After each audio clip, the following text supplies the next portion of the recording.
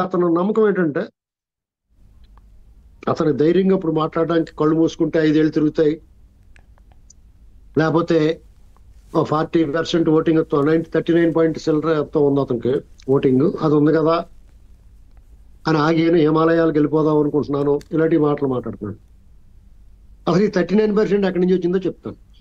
ముందుగా ఈయన హిమాలయాలకు వెళ్ళిపోతాను అన్నాడు కదా, ఖచ్చితంగా హిమాలయ పర్వతాలు ఉలిక్కిపడి ఉంటాయండి. ఇప్పుడు పర్వతాలు, మట్టి, రాళ్ళు అట్లా ఇప్పుడు జీవం ఉండదు అనుకుంటాం, కానీ మనసు ఉంటుంది అనుకుంటున్నాను నేను.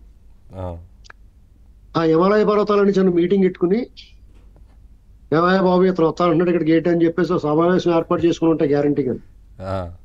ఇతను కనుక ఆ నిర్ణయం తీసుకుని ఉంటే అవన్నీ చైనాలోకి వెళ్ళిపోతుంది, వెనక్కి జరుపుకుంటాను అంటే ఇతను తట్టుకోలేక.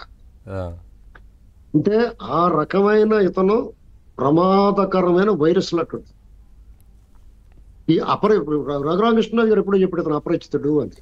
నేను కూడా చెప్తా ఉండేవాడు, డాక్టర్ జెకిల్ అండ్ హైడ్ స్టోరీ చెప్తా ఉండేవాడు ఇతని గురించి, పగలు ఒకలాగా రాత్రి ఒకలాగా.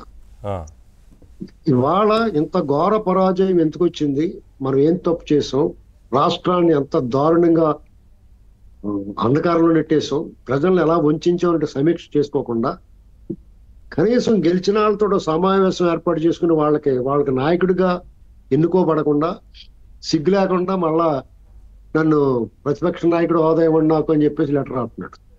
సరే, ఈ ధర్మరాజు గారు సరే సావనయ్య మన ఫ్రెండ్ కొడుకే కదా, నేను అవకాశం ఇచ్చేయడం కూడా పొరపాటుని, వారానికోసారి ముఖ్యమంత్రి చేయండి అని కూడా అడుగుతాడు. అసలు ఏమాత్రం సిగ్గు శరం లేని మనిషి కాబట్టి. ఇక ఈయన ఇంకా కొంతమంది, నవీన్ గారు ఇక్కడ మనం తప్పనిసరిగా చెప్పుకోవాల్సిన మ్యాటర్ ఏంటంటే, జగన్మోహన్ రెడ్డి అనేటువంటి వ్యక్తిని ప్రజలు తిరస్కరించారు నిర్ద్వందంగా. మరి ఆయనకి 39% ఓట్లు వచ్చినాయి కదా అంటున్నారు కదా.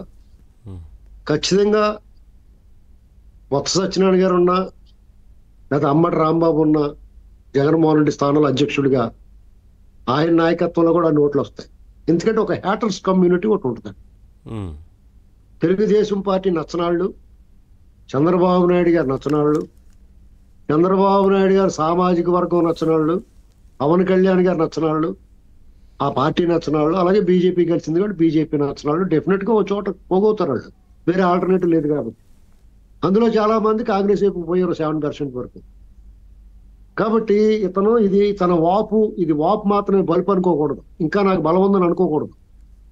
అందుకనే సమీక్ష చేసుకుంటే వీళ్ళు ఎందుకు వచ్చారు మన వైపు, ఇంకానే మనం ఇంత దుర్మార్గం చేసినా, వీళ్ళందరూ నేను ఇంత అరాచకం చేసినా ఇంకా నన్ను సమర్థిస్తున్నారు ఏంటి అని చెప్పేసి ఒకసారి ఆలోచించుకోవాలి అతను. ఇంకో ముఖ్యమైన విషయం ఏంటంటే, వీళ్ళంతా కూడా టీడీపీ